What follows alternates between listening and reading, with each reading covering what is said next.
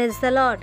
మన ప్రభు అయిన యేసుక్రీస్తు పరిశుద్ధమైనటువంటి నామంలో ఈ ఉదయకాలపు కృపావార్తను వింటున్నటువంటి మీ అందరికీ దేవుని పేరట వందనాలు చెల్లిస్తూ ఉన్నాను. అందరూ బాగున్నారా? మరి ఇప్పుట ప్రభు మనకిచ్చినటువంటి వాక్యాన్ని మనము పరిశుద్ధ గ్రంథములో చదువుకుందాం. కీర్తనల గ్రంథము 138వ అధ్యాయము 7వ వాక్యాన్ని చదువుదాం. కీర్తనల గ్రంథము 138వ అధ్యాయము 7వ వాక్యాన్ని చదువుకుందాం.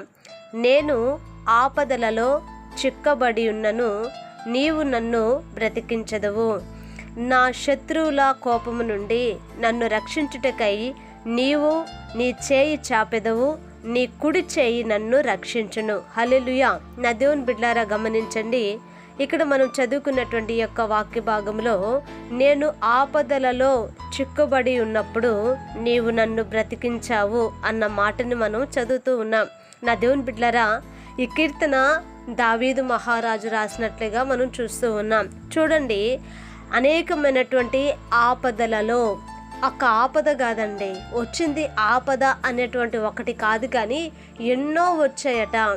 ఎన్నో సమస్యలుగా, ఎన్నో శోధనలుగా, ఎన్నో ప్రతికూలమైన పరిస్థితులుగా, ఎన్నో ఇబ్బందులు ఇదిగో ఆపదల వలె దావీదును చుట్టుకొని ఉన్నప్పుడు ఇదిగో దావీదు చెప్తున్నటువంటి మాట ఏమిటో తెలుసా?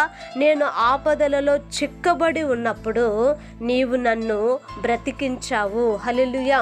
నా దేవుని బిడ్డలారా గమనించండి, ఎటువంటి ఆపదలు అనని ఆలోచించినప్పుడు అపోస్తలుడైనటువంటి పౌలు గారు తన యొక్క సేవా పరిచర్యలో కలిగినటువంటి ఆపదలు ఎన్నో అతడు వివరించాడు. గమనించండి, సముద్రం గుండా ఆపదొచ్చిందట, మనుషుల గుండా ఆపదొచ్చిందట, ప్రాణాపాయము అతనికి ఎదురైందట. ఇట్లాగే ఎన్నో ఆపదలు అతను చుట్టుకున్నాయట. అదే వాక్యాన్ని దావీదు యొక్క నోట కూడా మనం వింటూ ఉన్నాం. నా దేవుని బిడ్డలారా గమనించండి, ఈరోజు నీ ఆపద ఏమిటి? నీకు కలిగినటువంటి శ్రమ ఏమిటి?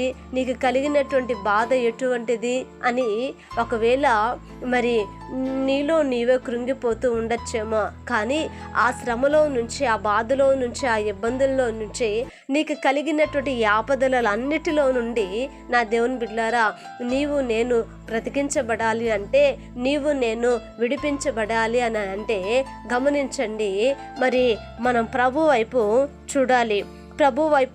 అందుకనే ఈ 138వ కీర్తనలో మరి 2వ వాక్యం ఏమని రాయబడి ఉందనంటే, నీ పరిశుద్ధాలయము తట్టు నేను నమస్కారము చేయుచున్నాను. హల్లెలూయా. చూడండి, దావీదు తన ఆపదలన్నిటిలో నుండి మరి దేవుడు అతన్ని బ్రతికించటానికి కలిగిన కారణం ఏంటి అనంటే, తను ఆయన పరిశుద్ధమైనటువంటి ఆలయము తట్టట నమస్కారము చేస్తూ ఉన్నాడంట.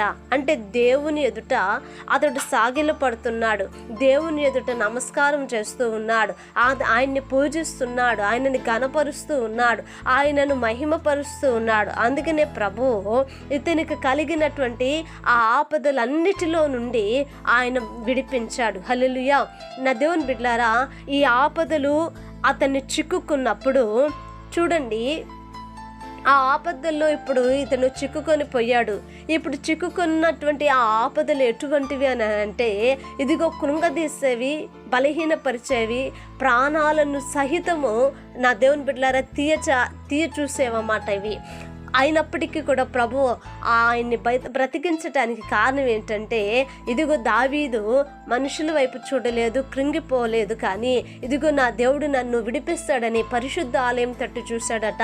ఆయననే పూజించాడు, ఆయననే గణపరిచాడు. కనుక నీ ఆపదల్లో, నీ ఇబ్బందుల్లో దేవుని వైపు చూడు. నా దేవుడు నీకు సహాయం చేయునుగాక. దావీదుకు సహాయం చేసిన దేవుడు, దావీదును విడిపించిన దేవుడు, ఇదిగో దావీదును ఆ ఆపదల్లో నుండి వెలుపలకు తీసుకొని వచ్చిన దేవుడు నిన్ను కూడా విడిపించును గాక. ఆమేన్. ప్రార్థన చేద్దాం. మహాపరిశుద్ధుడైన మా తండ్రి, కృపగలిగిన దేవా, వందనాలయ్యా. ఇదిగోనైనా ఈ దినమున నా ప్రభ మీరు మాట్లాడిన నీ మాటల కొరకే స్తోత్రాలు. ఆ రీతిగా మమ్మల్ని కూడా మీరు ఆదరించిన అయినా నడిపించి బలపరచమని యేసునామని అడిగి వేడుకుంటున్నాము తండ్రి. ఆమేన్. Praise the Lord. దేవుని కృప మీకు తోడై ఉండును కాక.